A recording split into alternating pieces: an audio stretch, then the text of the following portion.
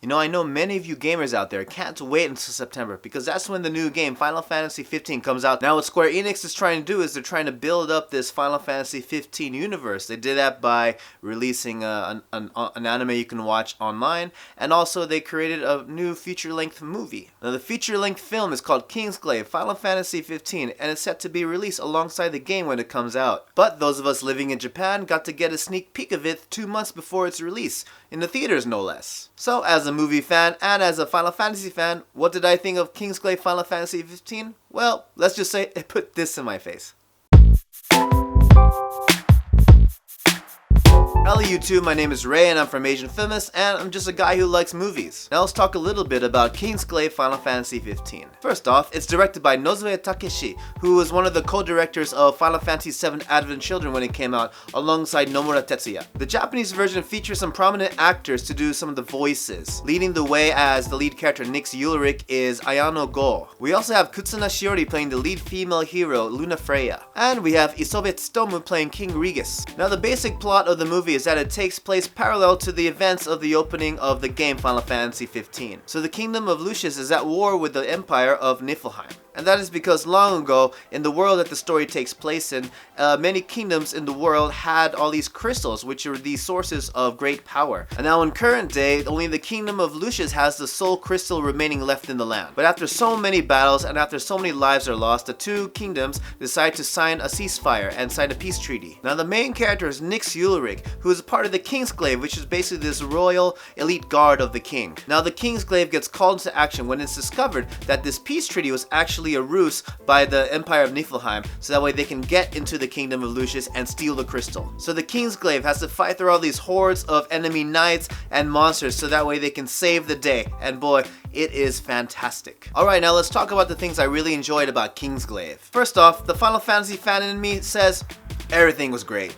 That's it, everything was great. But no, let's get real and let's get specific here. Basically, the film is shot entirely in CG, and the CG is absolutely stunning. It is very beautiful. The way the CG was animated made the characters move seamlessly and very realistic, and even the way the CG captured the characters' facial expressions, it was simply outstanding. Every single tick, every single nuance, it was really amazing the way they captured everything. And the world created with this CG animation, it was really interesting. It was a kind of a blend of different worlds. You had everything that looks like it was taken from the modern world. You had nice cars, you had highways, road signs, modern cities, smartphones. But then you had these knights walking around with their guns and their swords and their airships also. So it was really interesting to see, you know, guys in t-shirts and jeans or even suits walk next to guys decked out in Final Fantasy armor. Now the story is very simple, not really anything fantastic or anything that stuck out of the story, but the characters that are set in the story were really interesting. I have to say that my favorite character was King Regis. King Regis was really badass. When it came down for the king to boogie and start fighting everybody, it was really cool. Gotta show my love to General Glauca, who is the big bad in this movie.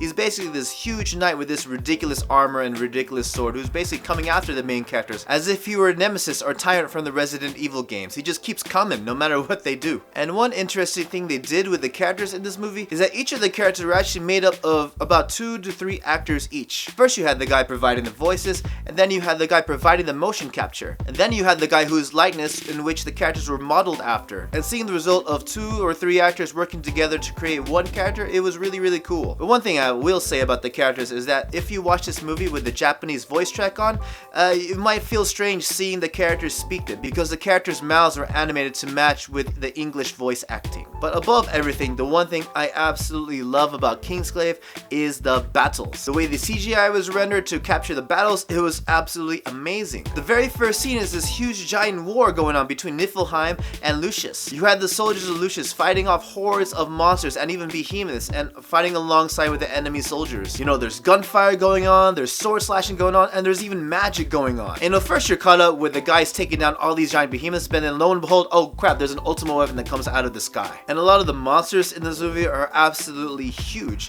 similar to how they would be featured in the Final Fantasy XV game. But everything that's featured in the fight scenes and the battle scenes are everything one can expect and appreciate as a Final Fantasy fan. There are certain scenes that made me kind of just giggle as a Final Fantasy fan. Like there's this one scene where the Kingsglaive infiltrate this enemy airship to rescue a hostage. And just as they think the coast is clear, out from nowhere comes a giant octopus monster because, you know, boss battle. And the fight choreography was really damn cool. You had fireballs and lightning bolts being shot everywhere. And at the same time, all the Kingsglaive members can use their teleporting swords. Or rather, they can teleport to the place where their sword lands. So you had guys flying everywhere, left and right. And you know what, there were times when it was kind of confusing to see what was going on, but it wasn't so much that it took you away from the experience. You know, you get to a point in watching the movie that you think it can't get any better than what they're showing you. All the fights, all the monsters, all the magic. But then it gets to a certain point when you think, holy crap, did they just bring out the summons? Sorry, I'm really unfamiliar with what they're calling the summons in Final Fantasy XV. So we get these big monster battles happening alongside the humans fighting. This juxtaposition between the two fights was really chaotic, but it was fantastic at the same time. You know, there are only so many words I can use that are synonymous with the word awesome. So apologies for that. And like I said earlier, as a Final Fantasy fan, I loved absolutely everything about Kingsglaive. But the movie fan of me does have a few nitpickings here and there, but it's not all that much. First of all, there are a lot of throwaway characters that are introduced to the story. And you have a feeling they're going to have some kind of impact in the story later on, but they don't really build up these characters at all. So when they get reintroduced into the story later, and then something happens to them, you don't really feel for anything. You don't really care much for the characters. And also had a lot of trouble with a lot of the editing and transitions between scenes in this film. Like the way the movie transitioned from scene to scene, it felt more like a bunch of game cutscenes glued together as opposed to being a seamless film. Like the film would just fade to black and then come back in, and then all of a sudden it's a new scene. But you know, that being said, the one thing I really appreciated about Kingsglaive is that it was a standalone experience. Although it ties in with the greater Final Fantasy XV universe, you don't necessarily have to have played the game or have to have been following the game in order to appreciate what happens in Kingsglaive. Though it was featuring characters that show up in the games, it was really designed to be a contained experience. And as someone who has yet to buy a PlayStation 4, I was really appreciative of that. Like, I can enjoy this movie without really worrying about events that happen in the game. And the last thing that I will say is that, you know, for the longest time I thought Square Enix hit a cinematic peak with Final Fantasy VII Advent Children. But after watching Kingsglaive, man, was I wrong. You know, I loved Advent Children, but let's just put Advent Children right here, and I would put Kingsglaive right about here. Yeah, I enjoyed it that much more. It was just really epic in scale. Sorry, Sephiroth, but General Glauca?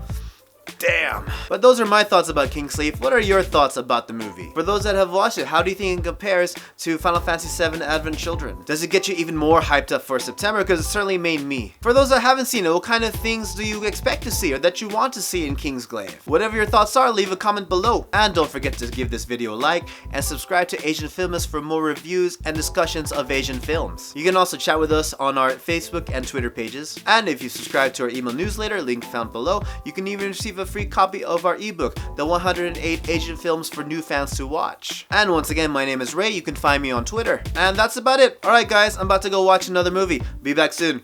Promise.